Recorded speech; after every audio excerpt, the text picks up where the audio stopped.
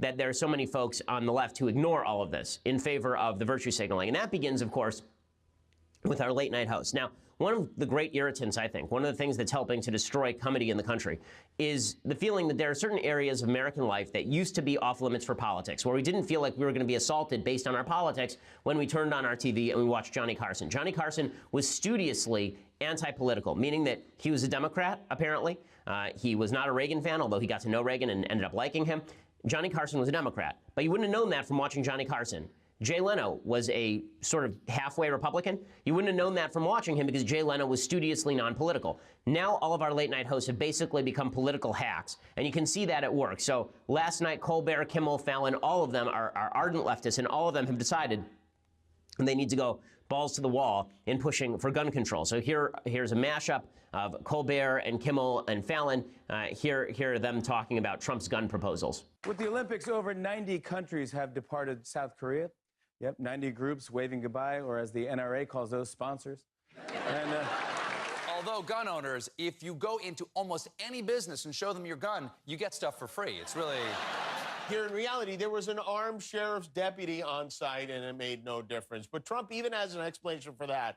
The reason a teacher with a handgun would be able to neutralize a shooter with an automatic weapon is because the teachers love the kids more. See, this is what happens when we elect a president who thought Paul Blart Mall Cop was a documentary. It would be ridiculous coming from anyone, but especially from Trump. He's gonna run in? Yo, when Trump ran for president, that was the first time he ran in his entire life. Come on, man. And so all of the late night hosts universally talking about how stupid it is to talk about why good people with guns can stop bad people with guns. Of course, this is idiocy. Kimmel's point particularly is incredibly stupid. First of all, he says that the shooter had an automatic weapon. The shooter did not have an automatic weapon. People on the left who are talking about this stuff should at least learn basic terminology so they don't sound like complete morons, but they're not bothering to do that. And it's evident. And all of this is really quite terrible for the level of political discourse in the country, because when you have laughing audiences scoffing at the idea that an armed teacher can save anyone, then and you suggest that maybe we ought to arm more security guards in schools. And Jimmy Kimmel just laughs that off by suggesting that an armed security guard did nothing at this school, even though there are many schools all over the country where armed security guards every day are stopping people with weapons. Like, legitimately, there's armed security guards at I think it's over 50% of schools have some form of armed security. And those armed security guards, metal detectors, there are a lot of weapons that are stopped every year going through those metal detectors. Apparently, Jimmy Kimmel opposes those as well, simply because he thinks that a generalized regime of gun control is better. And then he and Colbert and Fallon, all of them suggest that if you oppose their agenda, which they've not made clear, they haven't exactly said what they want other than mass banning of guns, which is never going to happen. There are 300 million weapons in the country and 100 million rifles.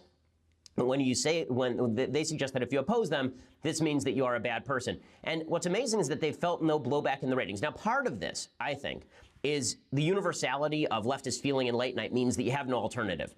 Right? What are you going to switch from Kimmel to Fallon so you can hear the same gun control messaging? But part of it is also that the ratings are so far down on all of these shows overall that the audience is fragmented. Okay, Jimmy Kimmel's ratings are not anything like what Johnny Carson's ratings used to be, because there are lots of networks. Very few people are actually watching these late night shows in comparison to the number of people who were watching late night shows before. So they're really not broadcast, they're narrowcast, even though they're on the networks. And so Jimmy Kimmel can say, in full honesty, that there's no way to go too far in bashing President Trump or the GOP. Not at all. I don't think you can go too far. I think that, I'm still doing a comedy show and I need to be funny and entertain my audience, but I also think that we've matured enough to the point where we can accept late night talk show hosts speaking about a serious subject, and I think that it's almost necessary now. Okay, it's almost necessary now for late night hosts to talk about political subjects? Well, actually, what Jimmy Kimmel has shown is it's necessary for our late night hosts to study the subjects before they talk about them, because literally every day he says something that's stupid about politics, including in that clip, a very short clip, him talking about automatic weapons being used in the shooting, which, of course, they were not. And it's not just Jimmy Kimmel, unfortunately. The entire media have shown themselves, virtually the entire media have shown themselves to be activists on gun control issues rather than objective journalists.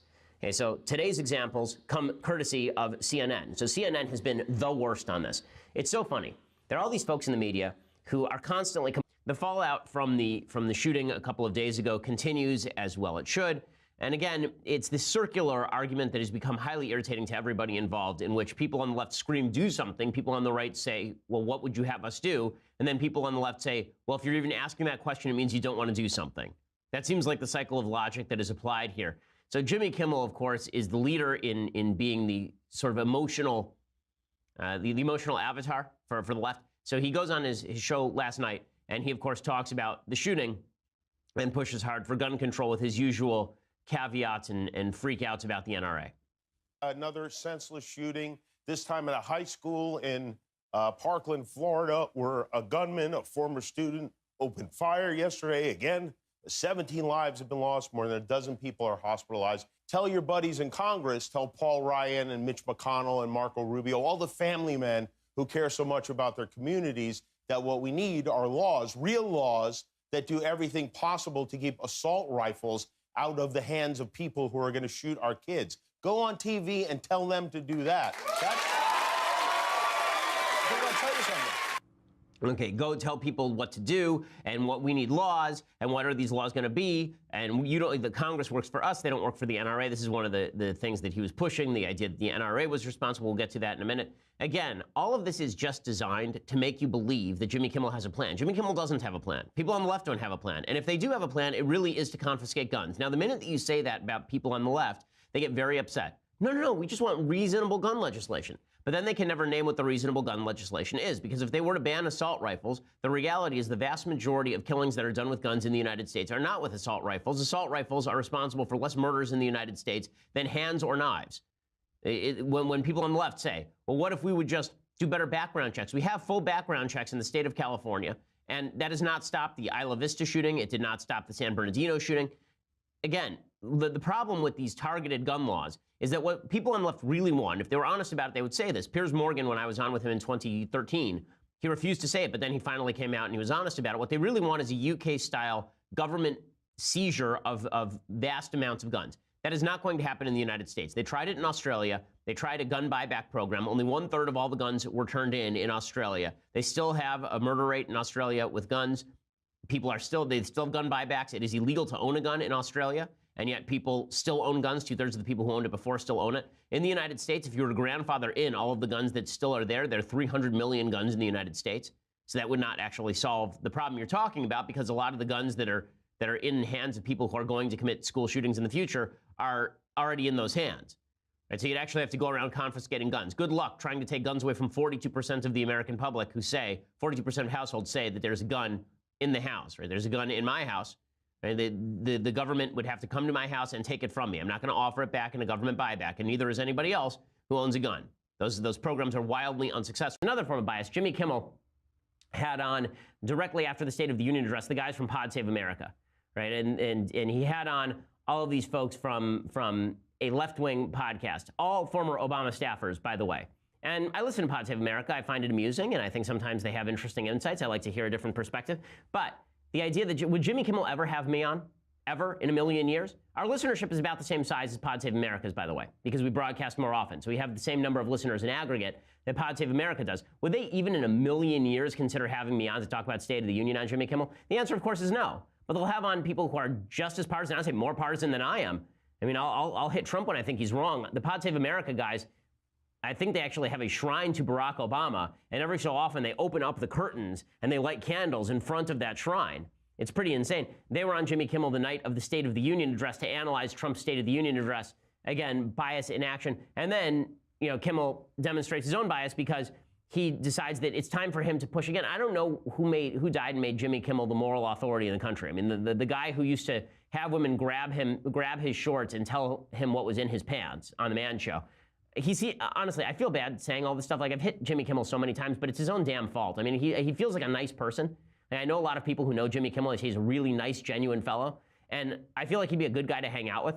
But this idea that he knows anything about politics or that he's a moral authority is really ridiculous. He can have his opinion, but once he gives his opinion, then I get to knock him for his opinion, because his opinion is just wrong in many of these cases because it's not based on the facts. So in any case, he does a shtick about how dreamers ought to be let in the country, and Obama was nice, and Trump is cruel. Never mind the fact that Trump is about to let in 3 times as many dreamers as Obama ever was. Or he's about to legalize that many dreamers. So Kimmel decides that he's going to do this routine where he has a bunch of people who oppose DACA meet a Dreamer family. Right? He's going to have a bunch of people who oppose DACA meet a Dreamer family. And this is how, again, this is talk about bias in the media. This is it in spades. This is Esmeralda, and this is her daughter, Rose. And Esmeralda came here. How old were you when you came to this country? I was 2. You were 2 years old. Parents brought you here from where? Mexico City. From Mexico City. Yes. You have a baby now. Yes. And you are a DACA recipient. You signed up. You did a background check. Yes. You were fingerprinted. You have a job. Yes. You pay taxes. Yes. You go to nursing school. Yes. How many of you think it would be right for Esmeralda to be sent back to Mexico, a country that she's never known? Okay, and the idea here is to show how mean these guys are. And of course, two of the people who are there are wearing Trump hats, right? One is wearing a hat that says "Make California Great Again," and another one is wearing a hat that says "Make America Great Again." And of course, it's two white guys who kind of look slovenly. And this is the idea, that it's a bunch of racists who want to do this, and then a woman who's raising her hand as well. There's a black woman in the audience who's not raising her hand, and 2 other women. So the females are the moral voices in this panel. Now, you can point out that there are dreamers who listen. Would I send Esmeralda back? I wouldn't. I mean, so long as she's of benefit to the American society. But you can be in favor of a policy and still know that there are sympathetic people who may be hurt by the policy. And that happens all the time. Right? I'm in favor, for example, of getting rid of Obamacare. Are there people who benefit from Obamacare? Clearly, there are some people who benefit from Obamacare. Am I in favor of getting rid of Obamacare? I am. And the reason I'm in favor of getting rid of Obamacare is because I think that over the broad swath of human beings, it will be better for America to get rid of Obamacare than to maintain Obamacare. But this is the way the media bias is the case. Is would they ever do this with a bunch of people for sanctuary cities? Like, would Jimmy Kimmel ever have a bunch of left-wing activists from San Francisco sit there and talk to the families that Donald Trump mentioned during the State of the Union address? Ever? Would that ever happen? Would he ever just have the 2 families? Remember, there are the 2 black families whose daughters were murdered by an illegal immigrant. Would he ever have those families confront people who are fans of sanctuary cities? Of course not. Of course not. This sort of media bias is what frustrates so many people on the right, and it's what I think wrongly allows them to engage in a reactionary politics where they say that all news is fake news or deride anything the media ever say. But when members of the media do this routine, particularly members of the cultural media do this, it makes us all nuts. And it should make us all nuts. Because it's sad to say, but Jimmy Fallon, who's the most apolitical of the hosts, has fallen in the ratings specifically because he is the most apolitical of the hosts. Because left-wingers are now tuning into Jimmy Kimmel to get their feel-good moment for their leftist politics in a way that they are not for Jimmy Fallon. I'm not a fan of either Kimmel or Fallon. In fact, I think Kimmel is funnier than Fallon. But I think that apolitical comedy is going by the wayside here, and that's simply too bad. So yeah, again, I think that this is just more evidence of a media that's biased. They hold up, they set up situations deliberately in order to achieve certain results. I talked about this a little bit on Dave Rubin's show with Jordan Peterson yesterday, what the media do in order to gain results. And that's why people like me, people like Jordan, people like Sam Harris, we may all disagree on politics, but if we refuse to accept the bait that the media are presenting, if we refuse to acknowledge the situation that the media are putting us in order to try and drive us to a certain conclusion, we're seen as outliers. And this is, I think, why there are so many people who